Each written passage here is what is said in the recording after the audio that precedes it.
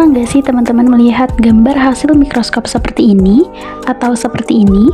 Tapi bingung, sebenarnya data apa yang bisa dianalisis dari gambar ini?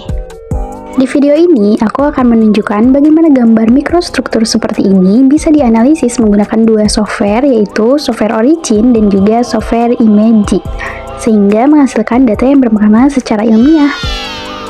Data yang digunakan pada analisis ini berupa gambar hasil pengamatan mikroskop yang menunjukkan struktur berbentuk serat atau fiber. Pada gambar ini terlihat bahwa struktur memiliki orientasi acak dengan ukuran karakteristik berada pada skala mikrometer yang ditunjukkan oleh skala 1 mikrometer di bagian kiri bawah gambar. Tujuan dari analisis ini adalah untuk menentukan diameter serat secara kuantitatif, mengetahui distribusi ukuran serat pada sampel, dan menghasilkan data statistik yang dapat digunakan dalam laporan ilmiah atau penelitian material. Pertama-tama, gambar SEM disiapkan sebagai data yang akan dianalisis. Kemudian, gambar SEM dibuka menggunakan software Imagy. Setelah gambar terbuka, skala pengukuran diatur dengan menyesuaikan scale bar pada gambar dengan ukuran yang sebenarnya. Pengaturan skala ini dilakukan agar ukuran piksel dapat dikonversi ke satuan nanometer. Nah, setelah skala berhasil diatur, pengukuran diameter serat mulai dilakukan. Pengukuran dilakukan dengan menarik garis melintang pada serat menggunakan tool line. Selanjutnya, menurut analyze, kemudian measure itu dipilih untuk memperoleh nilai diameter serat. Setelah itu, seperti biasa, jangan lupa untuk set scale. Langkah pengukuran itu diulang pada beberapa serat agar data yang diperoleh lebih akurat. Aku di sini melakukan pengulangan sebanyak 100 kali agar data yang diperoleh akan lebih akurat. Setelah data luas penampang serat diperoleh, perhitungan diameter serat dilakukan menggunakan Microsoft Excel. Di sini kita akan melihat 3 komponen, yaitu ada R kuadrat, di mana R kuadrat adalah kuadrat dari jari-jari serat. Nah, nilai ini muncul dari rumus luas lingkaran, yaitu A sama dengan VR kuadrat. Yang kedua adalah R, atau jari-jari serat. R itu jarak dari pusat serat ke tepi serat. Nah, nilai R ini diperoleh dengan mengakarkan R kuadrat. Lalu yang ketiga adalah komponen diameter atau D. D itu adalah lebar penuh serat dari satu sisi ke sisi lainnya. Diameter merupakan parameter utama yang dianalisis dalam karakterisasi serat. Diameter ini diperoleh dari hubungan D sama dengan 2R. Nah, selanjutnya software Origin dibuka untuk melakukan pengolahan dan analisis data diameter serat. Setelah Origin terbuka, lembar kerja baru atau yang namanya worksheet itu ditampilkan secara otomatis. Nah, si worksheet ini digunakan sebagai tempat memasukkan data diameter serat hasil perhitungan dari Excel tadi.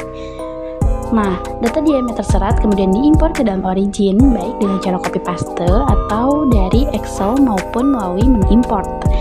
Lalu data dimasukkan ke dalam satu kolom numerik di mana setiap baris merepresentasikan satu nilai diameter serat.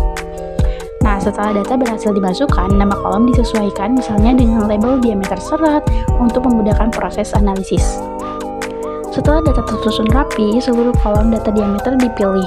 Lalu kemudian plot, statistik, dan juga histogram digunakan untuk membuat grafik histogram. Pada tahap ini, jumlah bin atau kelas histogram diatur sesuai dengan jumlah data agar distribusi terlihat jelas dan tidak terlalu rapat maupun terlalu jarang.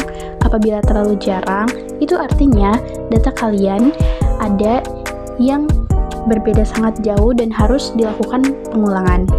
Lalu histogram yang dihasilkan itu menunjukkan distribusi ukuran diameter serat, yaitu bagaimana data diameter tersebar pada rentang ukuran tertentu.